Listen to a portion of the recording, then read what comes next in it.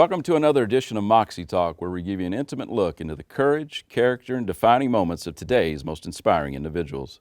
I'm Kirt Jacobs, host of Moxie Talk, where previous guests have included leaders from the world of politics, business, culinary, sports, entertainment, art, community activism, and philanthropy.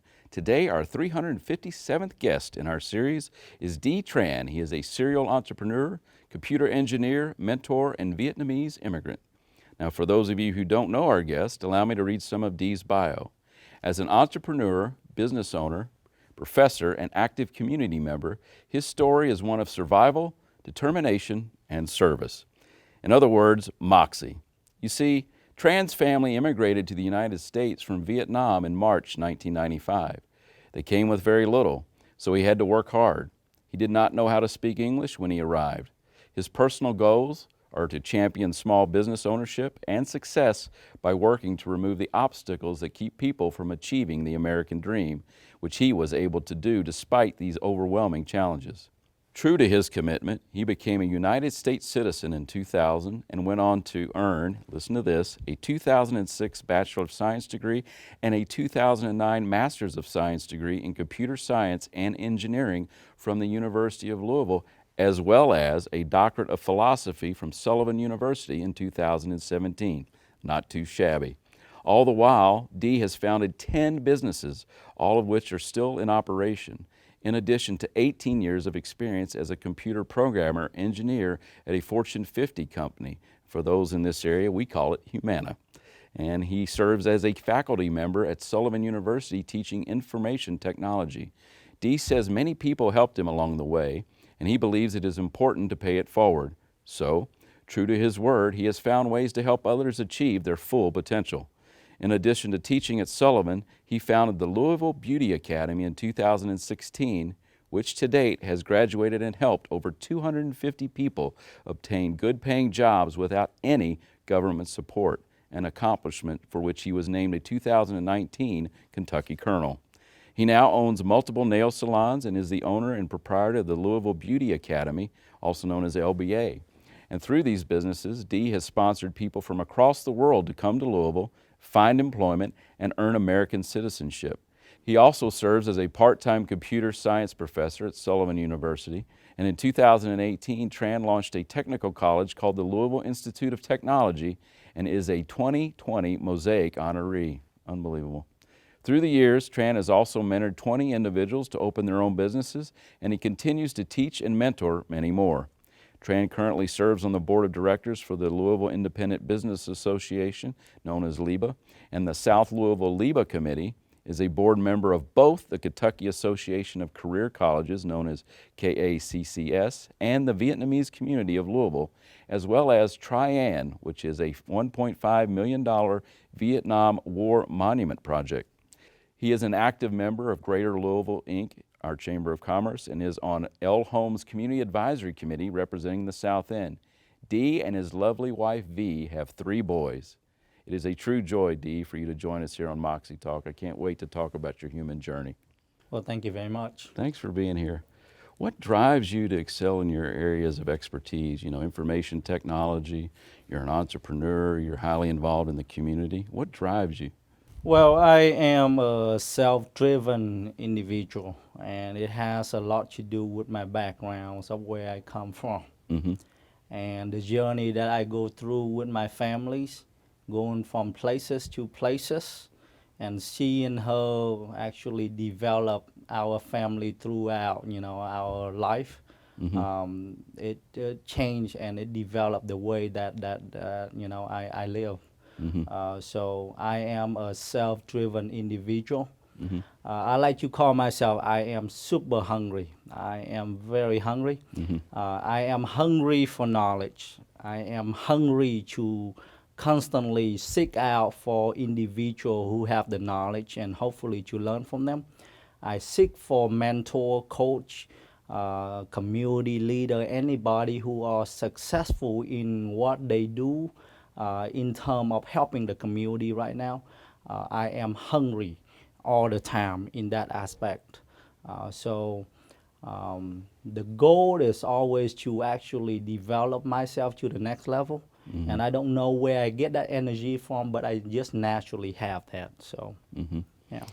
Who do you credit most influential in your life, Dee? And it can be more than one, personal or professional. It has to be boiled down to two individuals. The first one is my mom. She is the oldest in the family of 5 or 6. Growing from poverty, our family is actually from the countryside of Vietnam, the poor rural place. We literally used to live in mud hut. So We'll talk about that. yeah, we come from there. And I see my mom determined to get out of poverty by not working on the farm anymore. She decided to go and do, small business. In Vietnam, the small business term here is pretty big, but in Vietnam it's more like a flea market, right? She determined to not work on the rice field anymore and jump out and go and try to sell things and develop her entrepreneurship mind. And I watch her step by step going through that journey, even when I was little. And that is how I developed myself to the level that I am today, right? So we moved from mud hut to a sun level in our country, Vietnam, from nothing to having several real estate and several small business in our country. We sold everything and bought our way here. And when I use the term bought, people can be mistaken about the fact that it is, illegal immigrant. But we come from the communist, community or country where even when we have the legal paper to move here in the United States, we gotta find the means to get on the airplane to begin with. And find our true freedom. So we gotta literally buy our way out. Right? When this air, I don't think that is gonna be very good for me in terms of the community over there hearing this. But the true story is that we work really hard. We gotta sold our entire asset in Vietnam, buy our way out, even when we already have the legal paper to move into United States. So that's what happened. I see my mom grow from nothing, right? Take our entire family, our little family as well, her big family of 5 siblings. She lead in that aspect. So she developed her small business in Vietnam and grow that to that level. And then she have to sell everything, right? To hopefully find freedom for us, the children, her children, to have a better life. And freedom is the key thing that she focused on. So we sold everything. We buy our way here, and we are once again empty-handed. Moved to United States in 1995. It was March the 3rd or the 5th in 1995 when we moved here empty-handed. I remember very clearly the days, the weeks, the months, first few months that we are here in the United States, in Louisville, Kentucky specifically. It was the last snowstorm in Louisville, Kentucky at that moment. And it was the first time that I see snow, so I was excited, but at the same time, there's too many emotion that going through a young child like myself. I was 12 of age back then. And once again, I see the change in our family lives. So empty-handed, my mom and I literally have to go to dumpster. I myself, like the only boy, I have 2 sisters, one younger, one older. So I was the only boy. So my mom dragged me around everywhere. She dragged me to dumpster and dragged a dirty mattress home to sleep on. Because we actually grew out of poverty in Vietnam already, so I kind of, being treated pretty good as a child. before we moved to United States. So at the moment when my mom made me walk through the dumpster and drag the dirty mattress home to sleep on, it clicked in my mind and stay here right now. I asked my mom, why would you want me to do that? Right? We sleep on dirty floor in Vietnam before, and I am okay with it. It's not like I haven't experienced this before. Why are you putting me through this? Right? You drag this home, and obviously American floor is kind of better in in some aspect of Vietnam already, so we don't need this mattress. And here's another statement that clicked in my mind right now. She told me this: American sleep on mattress, and I want my children to sleep on mattress just like any other American. Wow. Just like any other American. So now up to this point I start to have that in my mind, and I really think about her statement, and I start to understand right now is that her mentality is that regardless of our family situation, she will ensure that her children got the same thing as anybody else, in the community, right? And we're in the American, world now. So yeah. So let me clarify a few things for the audience watching this, and to, I think, help the rest of the story. Yeah. So you purposefully, your family, your mother's decision, it sounds like, left Vietnam. That was a conscious choice. Yeah. And did you leave by daylight, or did you leave in the dark of night, so to speak? I'm not casting any criticism. No. I'm just curious, did you have to sneak out of Vietnam, or did you buy your way out in the way you said it? It's kind of both. Okay. Right. So legal aspect of things on the American side, we already have that. So Right. So that's light. So you're welcome here, I mean, in America. So once you get in here. terms of that, that's daylight. So we can walk on the daylight in that aspect. But then to actually get through the door of the airplane I to see. actually lift off, right? That's a different level, right? So you're talking about not one time, but many times that we gotta do our things and walk in the dark. So how many people were you talking? 4 or 5, counting yourself? You're talking about 6 or 7 Wow. family members having to do that, right? And we live amazing. in the rural countryside, and the things that happen under the tables, and in the dark, gotta be in the city side. So you're talking about life and death situation. You have to sneak. You have to hide gold plate. I see all that happen. Gold plate, wrap it around your body and legs, and ride bus, sometimes scooter, 4 hours, 5 hours in the dark at night, right, to the city to do these kind of things.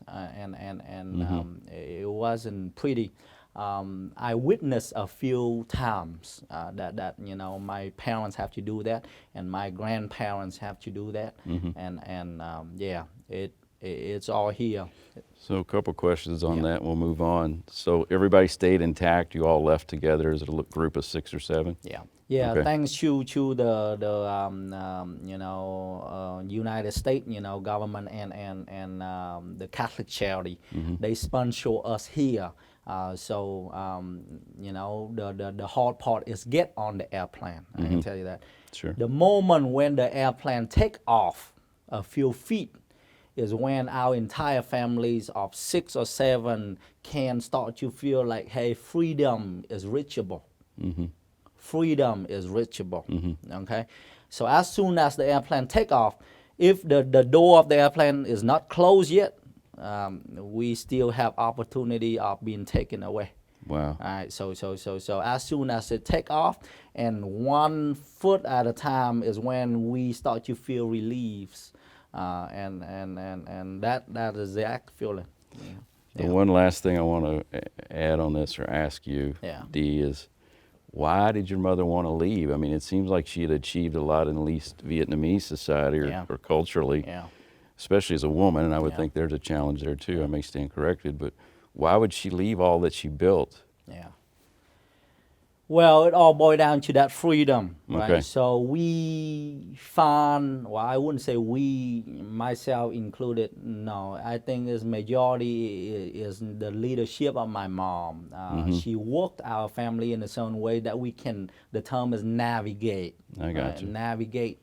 So she know how to navigate, but it's exhausting. It is exhausting.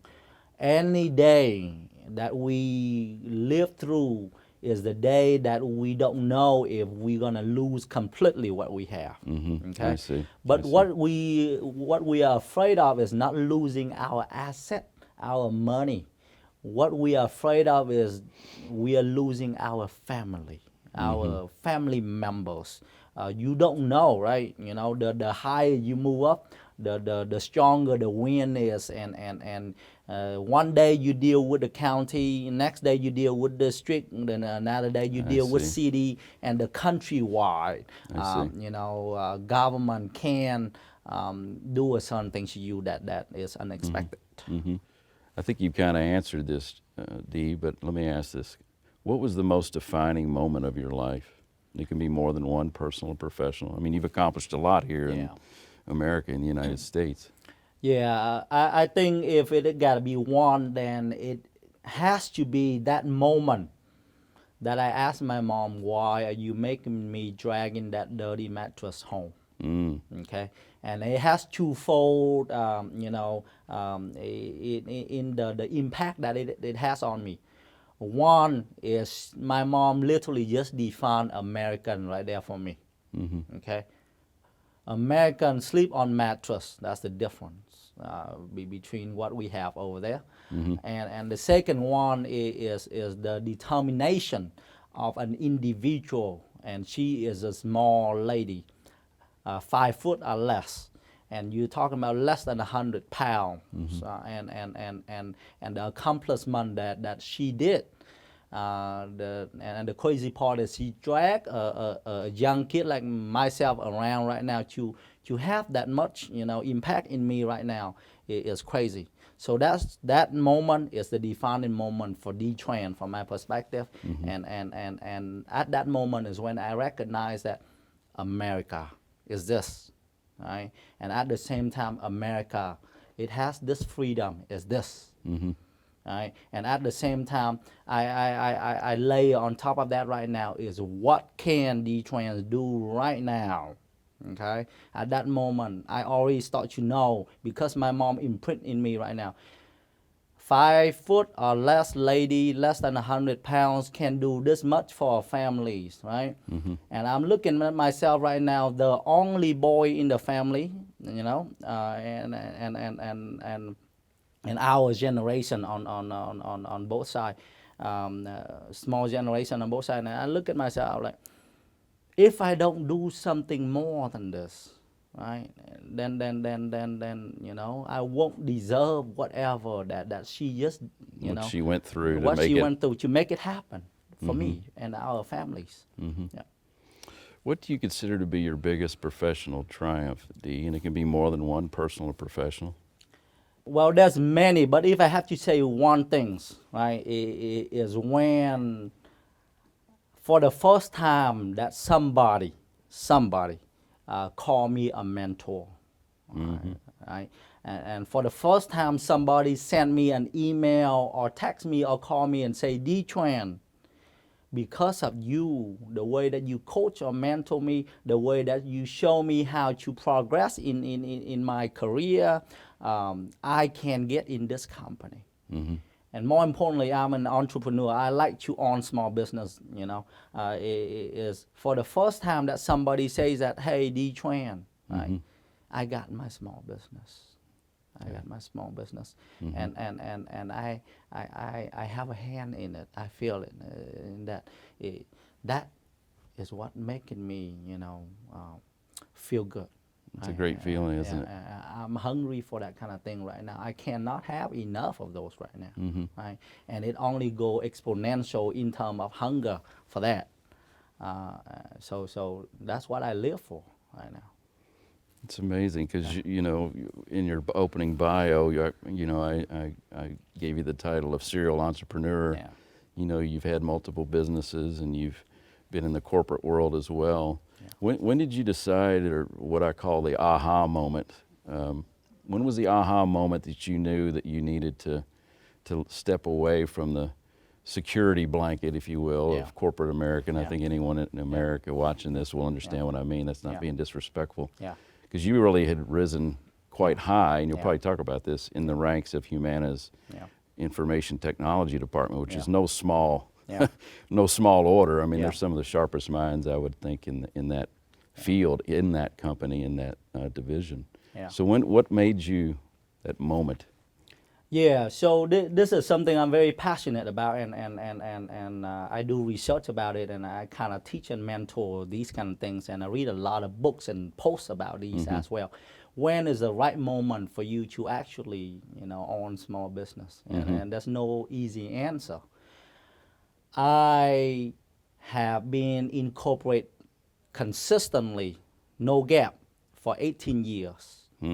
While I own many small business, with our families for 20 years.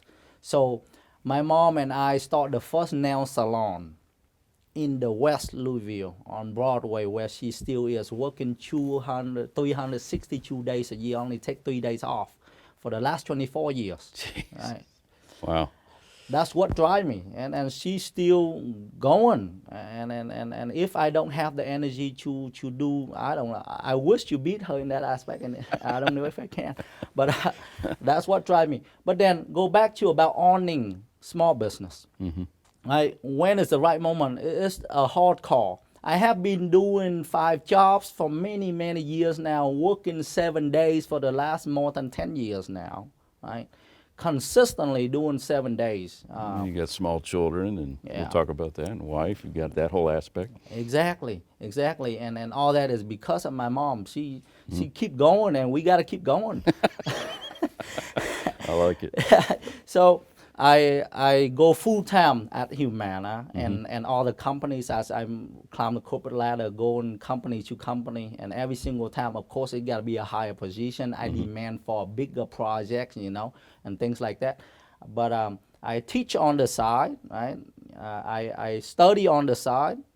I mentor and coach youth on the side, while having, grow our family small business, so every few years or so, God bless, we got another one, God bless, we got another one, and we constantly having that man, right? So I call it the left hand way of going things, and the right hand is the security. Right? You got to have the right hand with security for your life, and that is my engineer degrees. I Right? see. Bachelor, master, doing my PhD right now, and teaching and all that stuff. So you accumulate that knowledge as well as you accumulate this. So when you actually go wholehearted at this, it's a hard call. But I make the determination to go full with this right now is when I kind of hit the max, of technical, position of role as an engineer at the Fortune 50 for Humana right now. So I asked myself, climb to the highest level engineer called principal application architect, right? And I was the first 2 or 3, I think, which got that title when it first come about in Humana. So it's pretty significant out of 7,000 engineers or so. Right? So that's a defining moment, but I wouldn't consider it's very high. It's something you must do anyway, right? But then when I have my beauty school, okay, when I have my beauty school, and I started for the last 3 years, so when I have my beauty school, and when I first hit 100 graduate, right?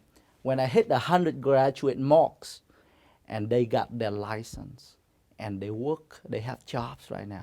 Because personally, I kind of guarantee that. Right? The school legally they cannot, but it can be my personal mission, which it is, and I intend to have that as a mission. I gotta put you in job, and if I don't put you in jobs, I fail. I fail, literally fail, right? That's beautiful. So as soon as I hit the 100 mark of graduates, and license and in job, I thought to myself, oh my God, my satisfaction go, over the top. I cannot measure that anymore. When at this moment I also max out this level of technical, knowledge in engineer, I'm like, where do I go? Right? Where do I go? So the next thing, it has to be VP level. So it's management. Well, I'm doing management here, but management here, the satisfaction is way more. Right? So I make the hard call. I made a hard call, but I didn't make the hard call immediately to jump off. There's multiple factors that goes about things. Is that when I actually about to be close to the maximum level, which I know, I share that with all my mentor and leaders that I trust in the company of Humana. I start to hit the ceiling. You got to help me out here, give me bigger projects, $1 million project, now 2 million, but yeah, it's still technical. I want something more. Okay? So at that moment is when something, happened. My friend, and I can't name her name yet because I haven't asked, but she okay. told me that D-Tran, every single time when I sit down with you, you talk about community, you talk about people, you talking about using your own asset and times and go and serve and do this and that all the time, right? Let me give you a suggestion. Why don't you look into public office? Okay. So at that moment is when I'm about to be the top level engineer at Humana. And I think about it. So I did research for 4 months. And then I figured out, hey, it makes sense. Government is where all the resource is about helping the community, which that's what I'm doing, with all my small business anyway, and volunteer and things like that. But if I'm in there, I can help a lot of people. I can maximize all the resource to the highest level that I think I can. So I immediately registered to run for Metro Council. Right? At that moment, I was late. Right? So I got to run in as a write-in, but I run a full campaign anyway. And at that moment, I did not think twice to actually go and read the policy of Humana. Is that you work for private company or public company, and you can run for office. Yeah. Right, so Sad but true. Yeah, sad but true. But now, so that mix with this success, and I'm hungry for this right now. It's overload, right? It's overload, and this right now. So what am I gonna do? Okay, I wanna be in public office, somewhat sector to help the community and using this kind of educational asset or foundation that I can help more people. So that mix with this mix, I determined that hey, it's probably the time for me to try out for the first time, right? To quit corporate life, and it is hard. It is tough. And you get used to that check every 2 weeks, to be frank. Yeah, it is tough, it's uncomfortable, and it feels very weird, right? But I ship my entire creativity, energy, whatever I have, that I'm craving for on this side, which I cannot get more or bigger projects or satisfaction. You reach a plateau. I ship it over here, and I bring this up to 100, from 100 graduate to 200s right now, and we soon to have 280 somethings, and that is what happens. So it's not an easy move. It's tough, I can tell you that. It is hard to get off your security zone. So I don't know if you realize this or not, but there's a lot of parallelism in thought of your decision and what your mother did to leave Vietnam. I've picked that up on that in the short time we've been sitting here. Yeah. I don't know if you've processed that, but there's a lot, different variables, but I'm seeing a same kind of decision-making process. So there's something going on in your all's DNA or genetics.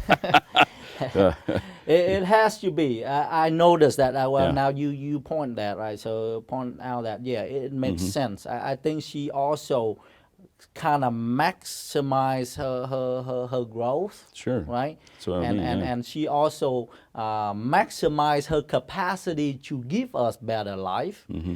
And she know the answer is the security for her children. And the answer is that the education for her children is beyond everything that she have right now. So she's willing to unload 100% to seek for that, right? And give me that, right? And I gotta pay back that. Right. So that's why I work really hard. You know, I gotta follow her to give her exactly that, and I hope that I'm giving her that. I don't know if I did yet, Well, but I'm I hoping. think you got a pretty good start, my friend. You're awful young. A lot more chapters, don't forget. So I'm going to switch gears a little bit here. What's the best piece of advice ever given to you, D? It can be more than one, personal or professional. Yeah. So interestingly, I have the first American mentor, and it means a lot, right? You know, in a guy who don't speak English at all, moved to America, right? Not a single word of English, and to have an American mentor, it means a lot. So my first American mentor, his name is Thomas Ransdale. Right? Okay. He go around churches to recruit young people to become the pastor in Catholic church. And I met him. And I don't know what happened, but we immediately clicked. He is 70 years something and talking to a young guy, and he go down to your level. And he care a lot about you as an individual. Right? And he become my mentor, you know, as time goes on. Sure. But the number one advice that he gave me is this, and he's also a very successful realtor in Louisville for the last 30 years or so. He passed away, I think, 6 months ago or so. So if he's watching up there, I'm reminding him that this is what made me. It is the foundation of every single thing that D-Tran is doing today. And he said this to me. He said, D-Tran, anything you want to do, you do. But you can do a lot better if you have the mindset of truly, right? The key thing is truly helping people. You have the mindset of helping people, but you got to be truly care for the people, then everything will come to you in the best way possible. And let's talk about money. Money will naturally flow in, and I can testify for that now. All I care about right now is to seek to find the needs of every single customer, client, or people in general, and find ways to align my asset, align my service, align my products, or align my friend's product right now. That's the next level that I'm going to, is that you got to help people align all that services, supply, you know, product, services to the need, right? But you won't understand the true need of the individual if you don't truly care, right? Because when you truly care, you go many level down. You ask the question, and then you ask the question after that, and then you ask the question after that. Usually the first two questions only give you the high level of what that individual think they need. Okay? But if you ask more questions is when you really can drill down to the level that, hey, this individual truly need this. And I learned that from my mom too, right? She learned from people truly care, and then she packaged multiple products together, right? And when she packaged it, right, in comparison to all the people who sell things, it is usually more affordable, but it actually match one-to-one to the true need. So if you buy her package in terms of products, you solve all problem in your family, okay, right? And that's how she sell. She go and she work with multiple vendors in the flea market. She didn't have any money. She didn't have money to start out with. Right? She determined to walk out, not working on the rice field anymore, just be in the market with no money at all. What is she gonna sell? So she walked up and down the flea market, And she's like, how am I going to do this? So she walk up and down and she sees that, hey, people have product, but they cannot sell. Customers just walk past. So she determined that she walked to the end of the market and up and the end, up and the end again. And she learned from the customer and understand the true need of them. And then she go and she make the deal with the vendors and say, hey, you can't sell this anyway. Well, let me sell this. If I sell it to you, I'm gonna get a small chunk of this. So she make a deal with multiple of them. So there's fish, there's meat, there's vegetable, and things like that. She package all that together, and she sells to customer. If you get my package, you get all that stuff, and I guarantee the price is a lot more affordable than anyone who sell that individually. And that's true. So people start to just buy from her now, and she become the distributor of all that vendors. And of course, slowly she got, the money and have her own shop. And even when she have her own shop, she sell the same way. And I watch her doing this. Customer go to her spot, buying things. She don't have to actually give them that. They naturally just put the money down like that. They go to the balance, the scale, and they just measure their own things ethically, right? And just get their own product. You're talking about just like the supermarket here. We don't have it over there, but she turned that environment into that, right? Because they like her, they trust her, and they just love her so much that they don't even have to cheat. So what would be the advice then to create a level of trust, or what is the? Yeah, it is. It is the key thing is you gotta care. Okay. Okay. It's all boiled down to this. You really gotta care for the people truly. Okay, is when you can be successful on anything that you wanna do. Gotcha. That's the answer for that. We'll switch gears a little bit. Yeah. Can you define entrepreneurship or leadership in one word, which I think is going to be difficult for you in the great English lexicon? Yeah. You can have more than one word if you need it. Leadership, from my perspective right now, in the transposition, there's only one thing. Okay. Right? And let me break it down on multiple level. There's only one word, and that is courage. Okay. Okay. And before I define that courage and elaborate on that, right? So leadership is being thought of leading people. True. But the first level from the trans perspective, when you say leadership, you lead yourself first. Okay, so let's go back to the courage. You got to have courage to accept where you stand, right? You got to have courage to fail, because, to lead, you got to know. To know, you got to try, right? And you got to try many times. And you cannot have the courage to try if you don't have the courage to accept failure. Failure is a cool thing, right? So if you think in that way, then things is a lot easier. So go back to the level one. Leadership is about leading you first to the next level. Okay? And to do that, the number one word is courage. So you got to have the courage to accept where you stand. Accept that you have a certain gap in terms of understanding. Accept you don't have this and that. Okay? Right? Now the next level is you got to have a courage to initiate the work. That is the hardest thing. Just like, owning small business. The hardest thing is to take the step one. Do Action. it. Do it. Stop talking. If you evaluate too much, you won't do it. Right? So that's what I learned from my mom too. Just do it. Okay? So have the courage to initiate the work.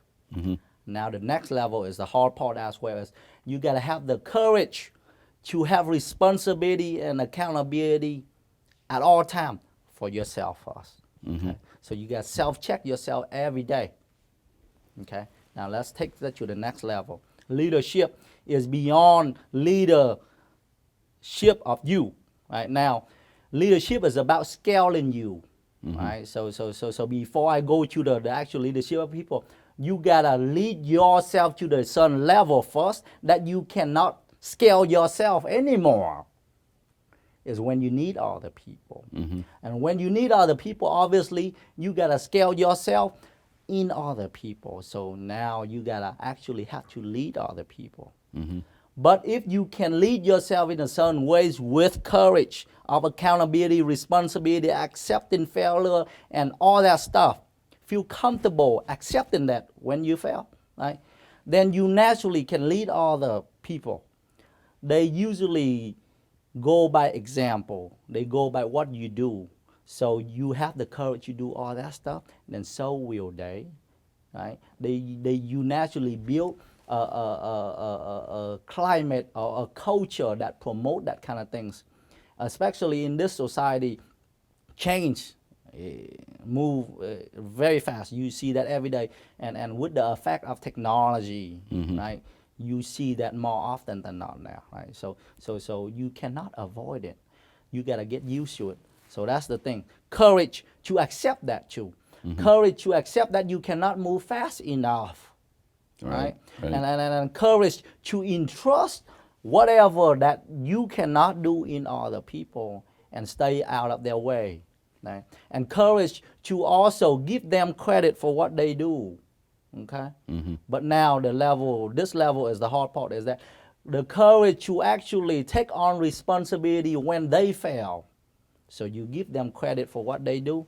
Okay? But then you gotta accept responsibility for when they fail. That's what leadership is all about. That's the hard part. You don't take credit, but you gotta take responsibility and take accountability of the failure. That's a good point. It's hard to do. It's hard to do because it all go down to you, right? You say that you don't accept credit, but at the end of the day, it's also go to you somewhat, right? Because you're a leader. So you gotta have the courage to take the hard thing, which is the failure, right? Accountability for their failure. Don't blame. That's tough to do. Gotcha. That's tough to do. So it's all boiled down to that courage, from my perspective. If someone were to ask you, what does D-Trans stand for? What would you tell them? Not what their opinion may be of you, but what would you evaluate yourself? What's your perspective of yourself? I would say is that D-Tran is a hungry individual, and he is hungry to create impacts on the community, the society, and the country that he very much loves right now, which is United States, right? And be more specific, right? The country, community, society in general is too general. I'm specific. I gotta be able to create the impact on the people around me in this community, this city, this state right now. And I'm hungry to do that, right? And I don't know where I get the energy from, but I am very hungry to do exactly that. Dee, what is the single most positive contribution you believe you made to humanity at this point in your human journey? You know, it can be more than one. It can be personal or professional. Yeah, humanity is a big term. So it's a meaty question. Yeah, it's. I look at myself right now every single time, every single day, and I do measure that too. I'm not looking for big things, right? And this is something everyone can do, and I try to do that every day. Is that every day, anything that I touch, gotta have an element of being better, right? Right. Pick up trash. That flow is cleaner. That's right. We talked about that. Yeah. And I walk out the house, you know, the bed gotta be clean, the sink gotta be clean, my children's is clean and they kinda, you know, happy and full. You know, my wife is somewhat happy. Yeah, we can make our wife happy all the time. Yes, happy wife, happy life. Yeah, exactly. That's both an American and Vietnamese. That's called the human condition. That's another show. Exactly. It doesn't matter, but yeah, she gotta be happy. You know, and that's the goal. And you replicate whatever you live inside the house, outside. And that's one thing I try to share to anybody, especially young generation right now that I talk with, is that whatever you do inside the house, reflect outside. So do that well inside. And the crazy part is what you do inside the house impact more than what you do outside. Yes. And here's the reason, is that the people inside of your house matters more to you personally than anybody outside, right? So if you cannot do the things inside good, then it will reflect outside. So like the dishes piling up in the sink, the unmade bed, those kind of things. Yes, exactly. So that's is my mentality. Very small, doable, like right now, every day. But the hard part is this. Right? The hard part is not doing it. The hard part is consistently doing it. Right? Turn that into muscle memory and brain memory. It naturally kick into gear, and it drive you to have that kind of energy to do that consistently. Is hard. Right? So we gotta practice, but for sure, anything you do inside the house, it will reflect outside. That's actually a great piece of advice. That could answer that other question we had earlier. I like that. Can't say I always live by that, but I like it. It's tough. It's tough to do. Could you describe in detail a particular scenario or incidents where you utilized your own philosophy on leadership? You know, you had answered the leadership question earlier in courage, and I don't want to answer this for you, but to me, somewhat, that whole leaving the private sector to focus on being an entrepreneur took a lot of courage, but I don't want to answer the question for you. Can you use an example? Yeah, so there's a few, but it all boils down to this: is somebody come to me and get a certain knowledge, and they get to the next level. So I've done that in the corporate world, right? An example. And if they are watching this today, I want them to know that it means a lot to me. When I walk out of Humana, okay, and a group of 5 individuals that work with me share to me this, right, and they all older than me. Right, and that has an element of meaning a lot more to me. Sure. Because I look at them to be teaching me more than I teach them. Right. Well, now it's all about learning with each other, but they call me D-Tran. You probably don't think yourself this, but I do look at you like a mentor. Right? That's that is in the last conversation, the last phone call, the last meeting that I have at Humana. That's a good example that is gonna drive home is that you truly live to help other people, regardless of where you stand, right? Any position, you have something to contribute, because we individuals have something that other people don't have. So if you come with a mentality that I'm going to add values, then you will, and you will. Yeah. Now this is a much lighter part of the Moxie Talk session. This is what I call picture association. So I'm going to hold these up. There's quite a few, so we'll try to move pretty quickly through them. But I want to start off before you say anything and go, you started here. Yes. When you landed in America. Yeah. And in a couple decades, almost 3, you ended up here. Yeah. Pretty impressive, my friend. Now there's a lot more we're going to talk about between those 2 pictures. Yeah. But what's going on in this one? That is 1995, our first family picture, and it's probably the only, right? Because I can tell you that picture have a funny story is this. The church have yearly session to take kind of like yearbook picture for the church members, and my mom didn't know it cost. Okay, she only make $250 per week. Oh wow! Right, and so is my dad. Right, and she do 3 jobs and only sleep 5 hours a night for the first 5 years. So that's the first year she only make around 200, not even 250, and that pictures cost around 300 or 400 something. Right? So she was amazed. But because of that situation, I'm glad you took it, Mama, wherever you are. That's exactly right. Because we took it, then we have that. Yeah. If not, I don't think we have any pictures. And then this is a really recent picture. Yeah. I think it speaks for itself. But you want to say who's in that? Yeah. That's your wife. Yeah, that's my wife and my 3 boys right there, 5, 4, and 2.5 right there. I got you. Yeah. Gotcha. Yeah. What are their names, if you want to share? Jaden Tran, Skylar Tran, and Dylan Tran. That's great. Yeah.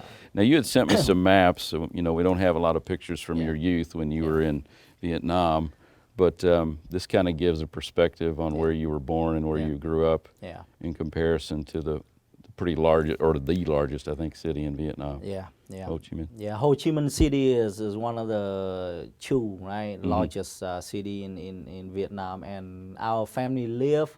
That show on the Google map is around 3 hours, but it is probably 4 hours or 5 hours because we do scooter ride. Yeah. You're talking about scooter ride, yeah. And you had sent me this picture? Yeah, yeah. Is that, what is that? Yeah, so that's the location of our church. I see. And our family have always been active in church. My grandfather literally have part of building that church. Yeah, That's great. yeah. And is this where your grandfather or father worked? Is that correct? That is the district where we live in. Okay. Yeah, so that's the exact location of where our And family how do you pronounce it for the audience? Xã Phú Lâm.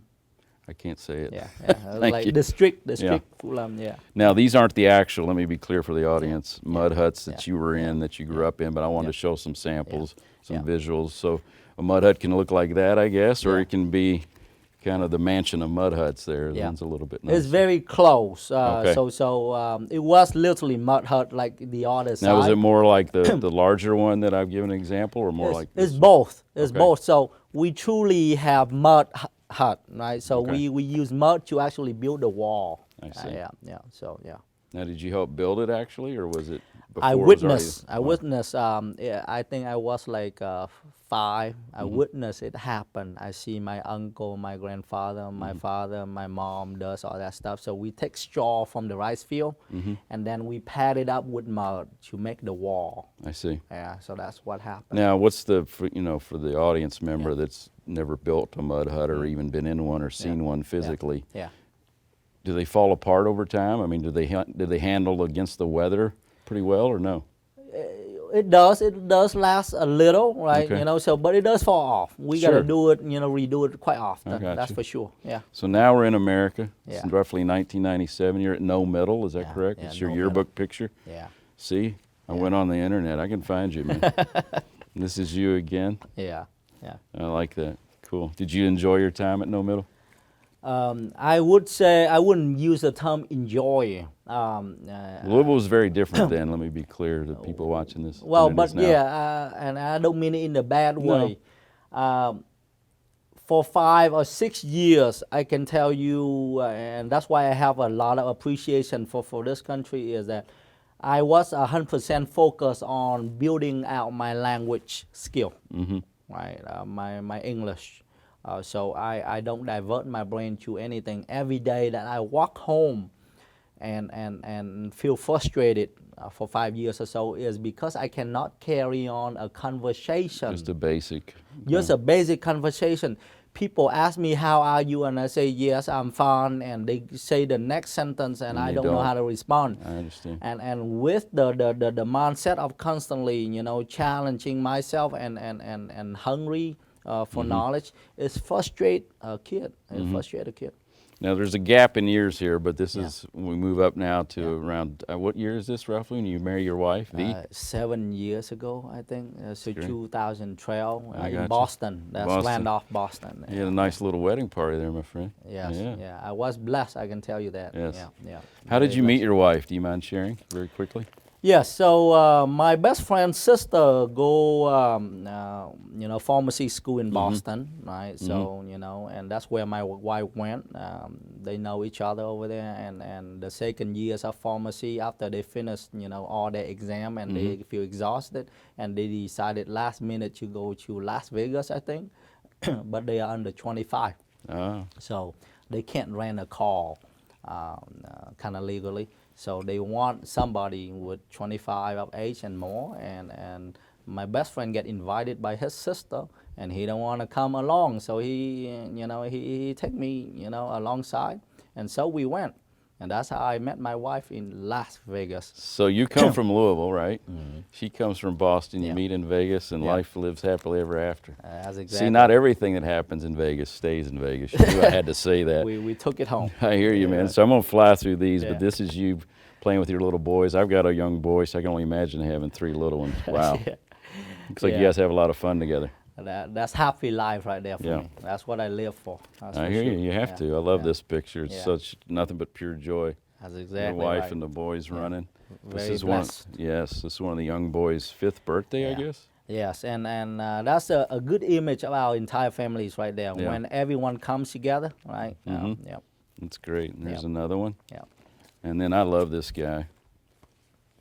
Oh yeah. Oh my God. Yeah. I would think you probably look up to him. Oh, I do. I do. Yeah. I was super fortunate to attend the conference and watch his presentation. Let alone getting to take a picture with this man right here. Yeah. Yeah. Yeah. Can you take a quick moment, tell the audience his name and who he is?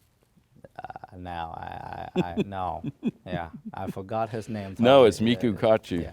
Yeah. He's blanked a out on me. Yeah. I'm trying to think what you would call him, a futurist maybe? Yeah, Scientist? technologist, Yeah. futurist. Yeah, he's a PhD on that. I got you. For sure. Yeah.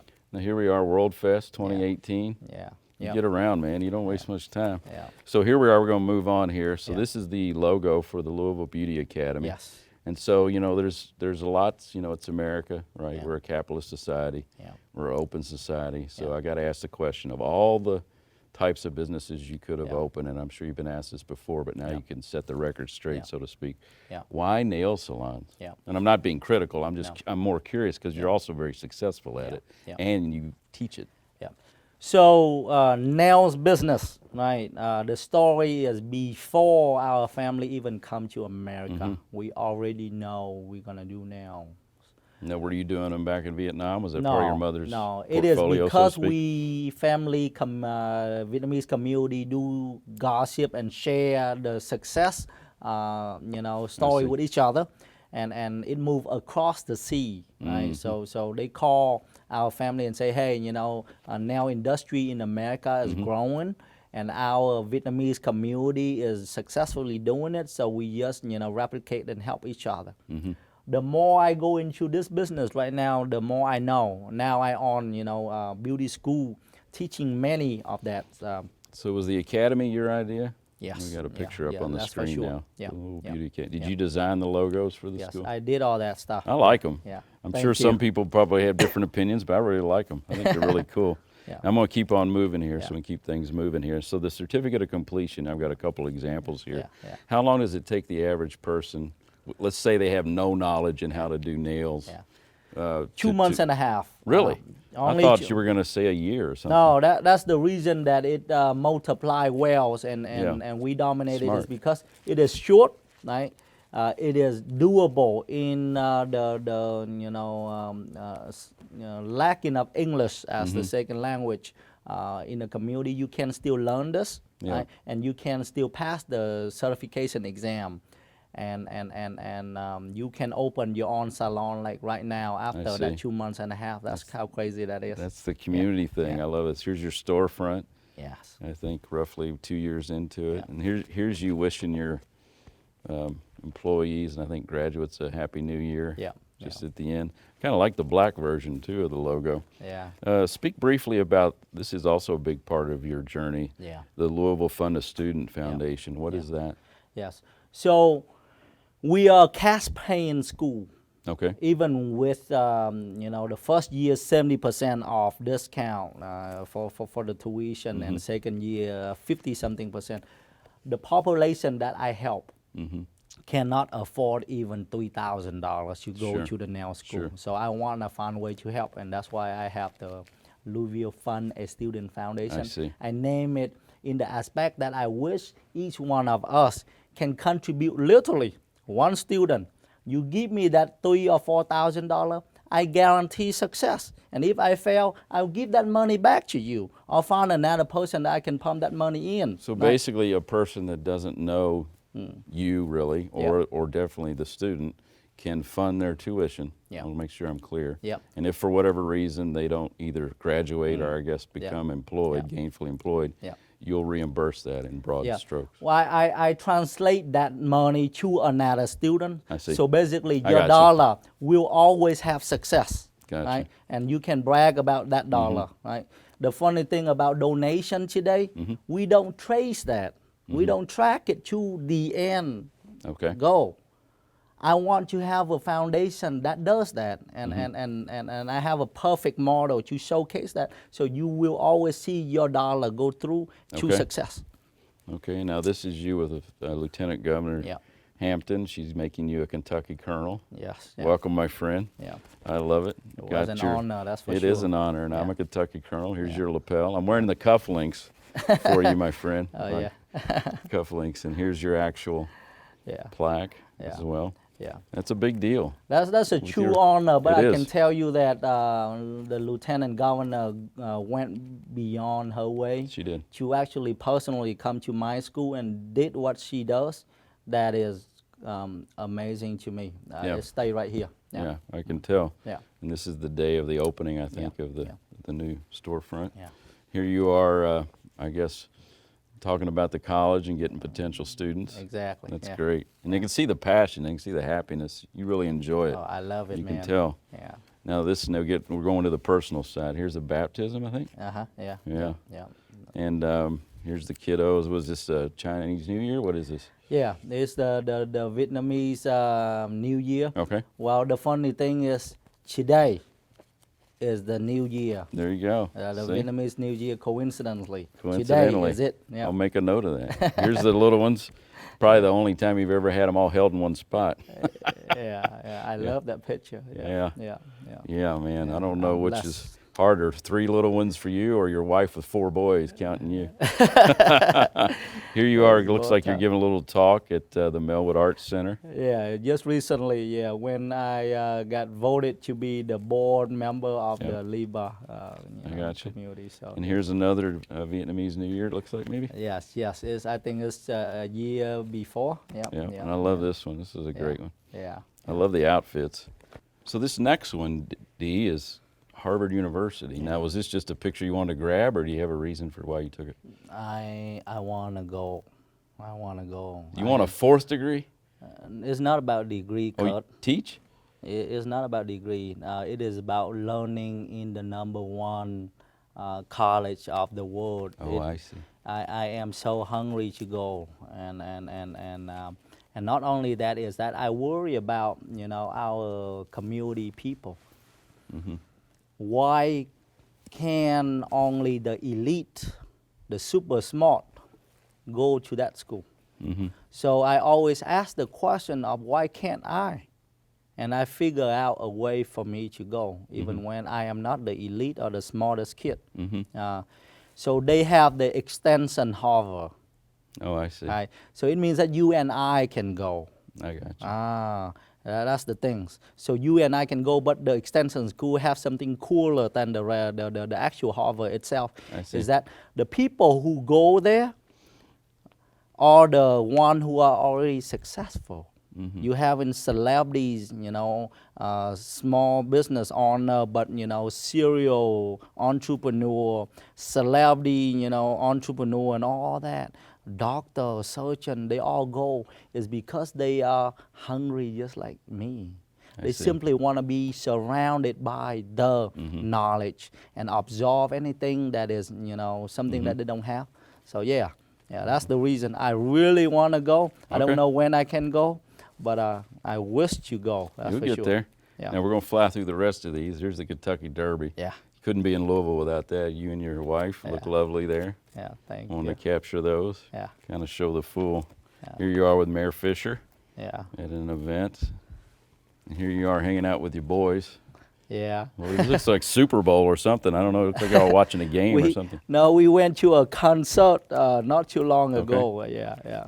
And then this Together. is the Christmas boys pajama party. I don't Oh, quite yeah. know what that's about. Yeah. But he did Every approve all these Christmas. pictures, by the way, for me to show. Here's the family photo, I guess, or buddy photos with Yeah. all the kiddos. Yeah. And if she was here, I'd have her come up. Yeah. At the moment, behind every good man's an even greater woman. I love this picture of you two. I agree. Yeah. I agree. Yeah, you got to. Yeah. And looks like the same evening you're at the KFC Yum Center taking in some Yeah. sporting event maybe or a concert. Yeah. And what is this picture of? So it's the last week. I am part of the board for the Vietnamese community. So we decided to go and wish Happy New Year to our community. So we're gonna go from church, temples, all of them, to wish everyone the Happy New Year. That's for the coming great. year. Yeah. And I want to end on this beautiful picture. Yeah. Kind of go full circle. Nothing but happiness there, my friend. Yeah, I'm blessed again. Yeah. You worked hard, though. I Yeah, mean, yeah, it wasn't, nothing was handed to you. You know, Yeah. your mother's Moxie that got you all over here, and then your Moxie to carry it forward. That's why I named the Yeah. show Moxie Talk. I mean, Yeah. you should be proud. You're not done yet.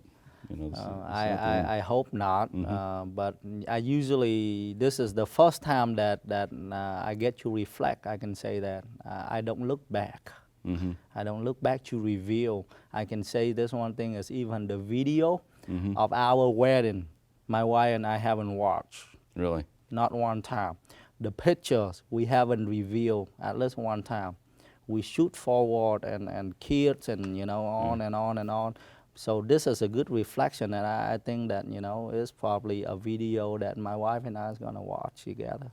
Dee, do you think there's a difference in today's immigrants than when your mother brought your family over here in 1995? Now, I'm not trying to get into politics and all of that. I'm just saying if I was your mother or your mother's family, and now it's 25, 30 years later, would it be the same experience leaving Vietnam? I'm not talking about getting to America. That's probably changed quite a bit, I would think, on the surface. But I wanted to get your opinion.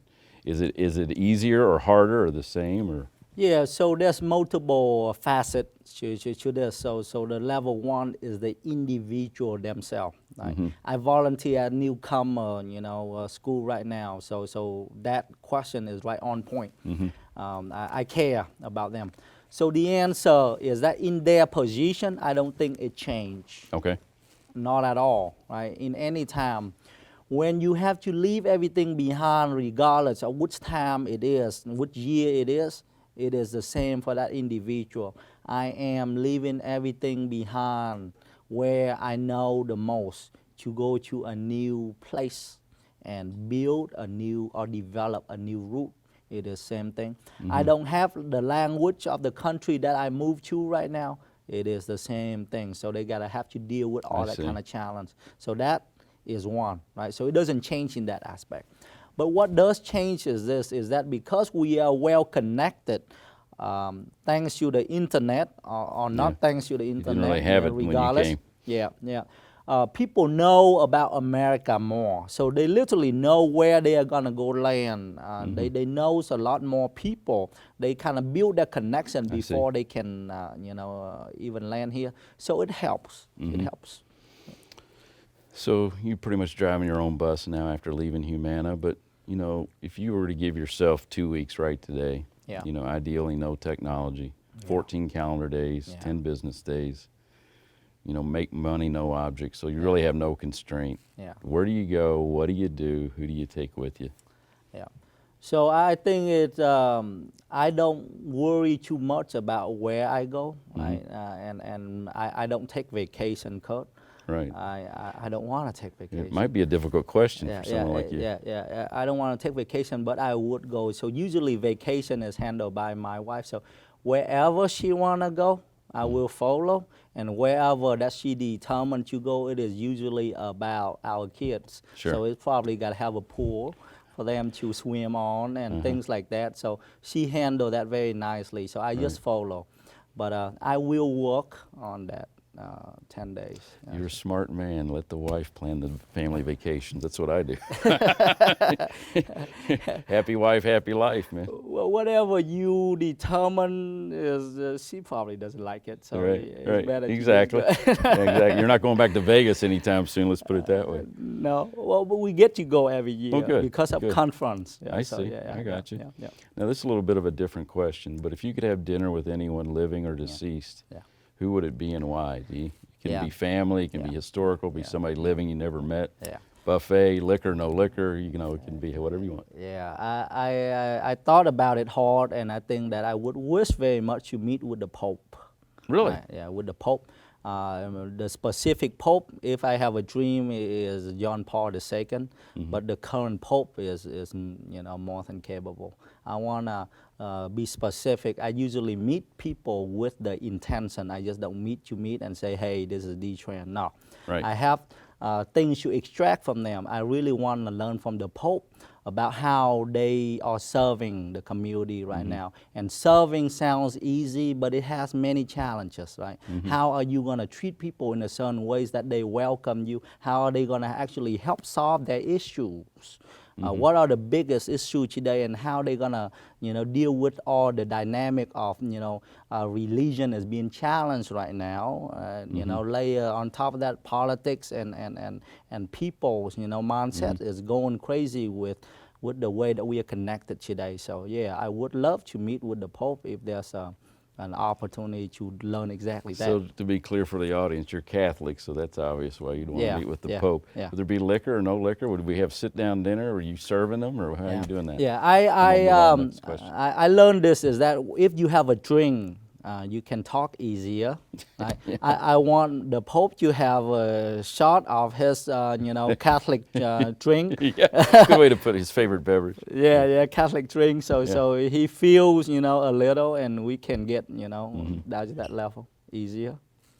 I'm so curious about your answer to this next question because of the journey that you've taken. Yeah. If you could have written a letter to the younger D-Tran, a note to self, and I would say preferably before he left Vietnam. Yeah.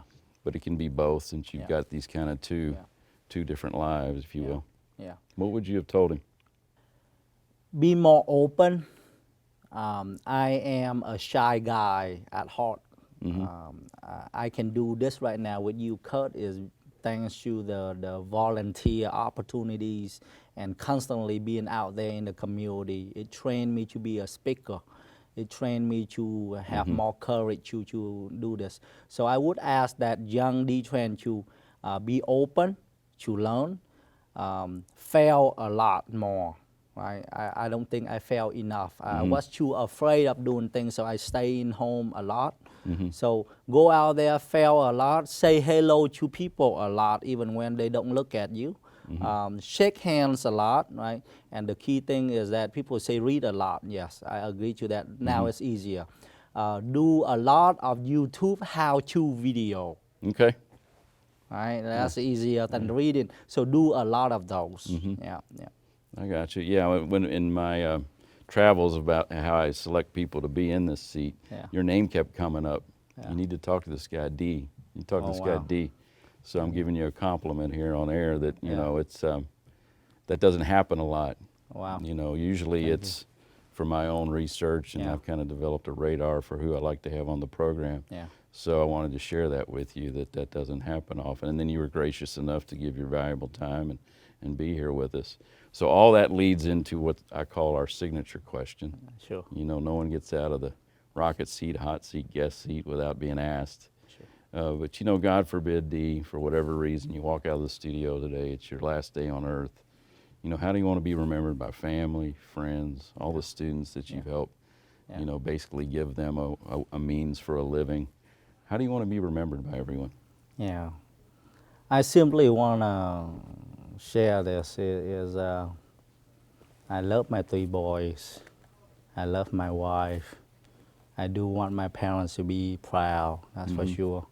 And it doesn't end here, right? So I want the community to know that they have one individual who is trying to contribute very hard right now and go all in.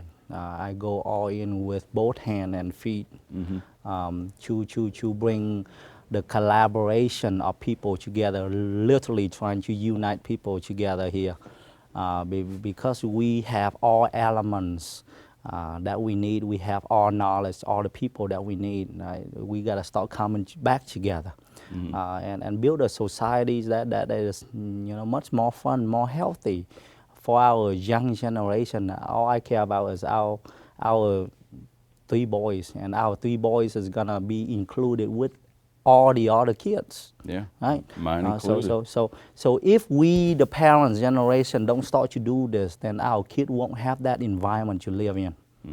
And I worry a lot in that aspect. So I'm going all out to do exactly that. So D-Tran is simply a simple individual who want to contribute to this community because he owed this to the United States, this Kentucky, this city of Louisville, and this community in general. Yeah. Dee, I think it's a great note to end on. There's nothing simple about you. You're just too, No. what's called self-deprecating. Oh, yeah. But I'm humbled and honored you took your valuable time to be here. Well, thank you, sir. Thank you so It's an much. honor. You're going to be going up. There's more. Who I knows? I hope so. Maybe we'll do what's called a retread in 20, Yeah. 30 more years. Yeah, yeah. We won't have all this hair left. If I last that long, let's see what happens. I hear you. I hear you. Thanks, Steve, for being on here. Well, thank If you, you've sir. enjoyed today's discussion here on Moxie Talk and maybe it's inspired you, we'd love to hear from you. And if you know someone who has Moxie and a story worth sharing, let's talk. Simply visit our website, MoxieTalk.com, or type in Moxie Talk with Kirt Jacobs on all your social media platforms. Until next time, I'm Kirt Jacobs. Thanks for watching.